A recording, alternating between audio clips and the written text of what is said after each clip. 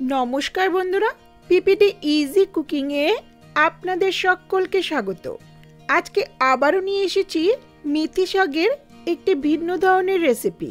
আমার আজকের রেসিপি সবজি দিয়ে মেথি শাকের ঘন্ট বা মেথি শাক ভাজাও বলা যেতে পারে। এটি গরম ভাতের সঙ্গে খুবই ভালো লাগে, তবে রুটি পরোটা দিয়েও সার্ভ করা যেতে পারে। প্রায় মশলা ছাড়া বিশেষ কয়েকটা সবজি দিয়ে একেবারে বাঙালি স্টাইলে রান্নাটা করে দেখাবো। আশা করছি রেসিপিটা আপনাদের ভালো লাগবে। ভালো লাগলে লাইক কমেন্ট শেয়ার করবেন আর চ্যানেলটাকে সাবস্ক্রাইব করে পাশে থাকবেন। রেসিপিটা শুরু করি।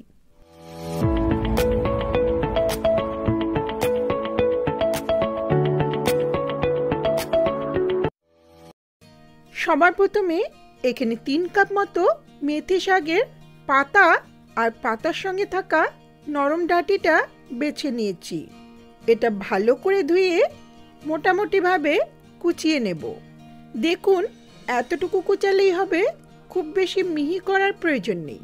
এর সঙ্গে সবজি লাগছে এখানে একটা আলু ছোট করে কাটা, 8-10টা শিম আর একটা মিডিয়াম সাইজের বেগুন ঠিক একই মাপে কেটে নিয়েছি। আর লাগছে কলাই ডালের বড়ি। এই ডালের বড়িটা এই রান্নায় বিশেষ স্বাদ এনে দেয়, তাই ডালে বড়ি থাকলে অবশ্যই দেবেন।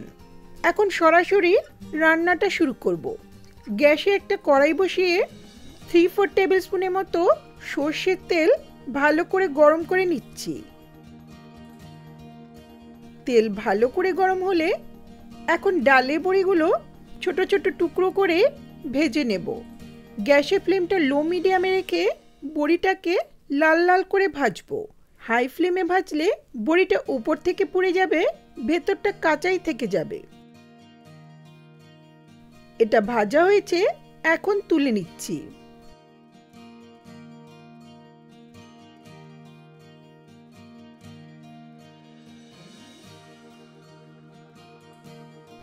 কড়াইয়ের অবশিষ্ট তেলে দিচ্ছি 1/2 টিস্পুন কালো জিরে, 1/4 টিস্পুন রাঁধুনি আর 2টো শুকনো লঙ্কা। ফোড়নটাকে কয়েক সেকেন্ড ভেজে নেব। ফোড়নের সুন্দর গন্ধ বেরোলে এখন ছোট করে কাটা আলুটা দিয়ে দিচ্ছি। আলুটা একটু ভেজে নিলে ভালো লাগে, তাই আগেই দিয়ে দিলাম। এখন এটা 1-2 মিনিটের মতো মিডিয়াম ফ্লেমে হালকা করে ভাজবো।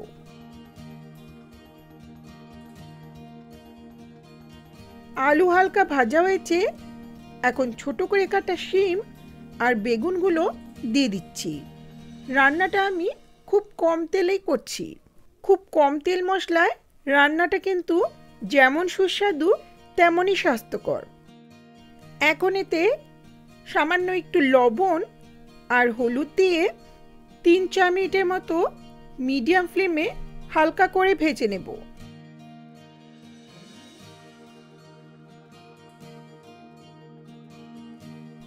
এগুলো হালকা ভাজা হয়েছে, এখন কুচিয়ে রাখা মেথি শাকটা দিয়ে দিচ্ছি।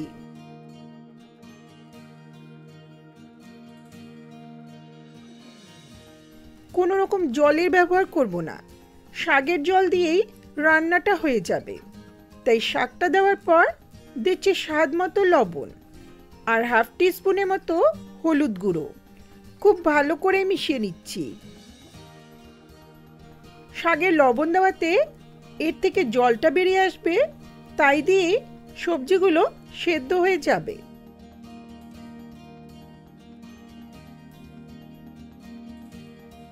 খুব ভালো করে মিশিয়ে নেওয়ার পর এখন ভেজে রাখা ডালের বড়িটা দিয়ে দিচ্ছি।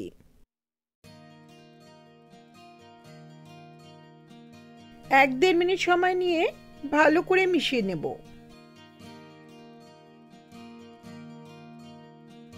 এখন ঢাকা দিয়ে 5 থেকে 7 মিনিটের মতো লো ফ্লেমে রেখে দেব।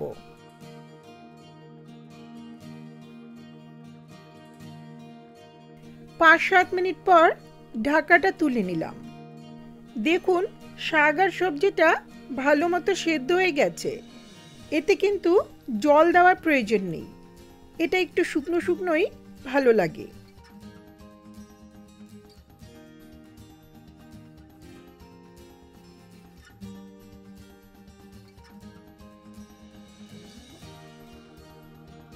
এখন এতে দিচ্ছি বেশ কয়েকটা চেরা কাঁচা লঙ্কা আর হাফ টিস্পুনের মতো চিনি। এই রান্নায় সামান্য একটু চিনি দিলে স্বাদটা ভালো লাগে। ভালো করে মিশিয়ে নিয়ে আবারও 5 থেকে 7 মিনিটের মতো রান্না করব।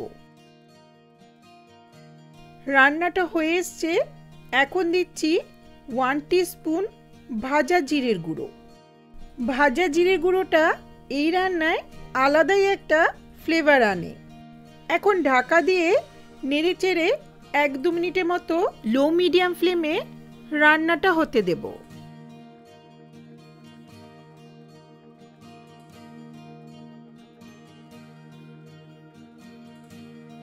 দু 3 মিনিট পর ঢাকাটা তুলে নিলাম। রান্নাটা হয়ে গেছে। চাইলে শেষে ধনেপাতা দিতে পারেন, তবে আমার কাছে ধনেপাতা ছাড়াই রান্নাটা ভালো লাগে। আর রান্না করব না, ঢাকা দিয়ে গ্যাসের ফ্লেমটা অফ করে দিচ্ছি। তৈরি হয়ে গেল দারুণ স্বাদের সবজি দিয়ে মেথি শাকের ঘন্ট বা মেথি শাক ভাজা। আর কিছু করার নেই, এখন গরম গরম সার্ভ করব গরম ভাতের সঙ্গে।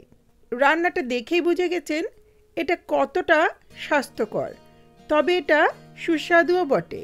তাহলে আমার মতো করে রেসিপিটা অবশ্যই ট্রাই করে দেখুন। আশা করছি রেসিপিটা ভালো লাগবে।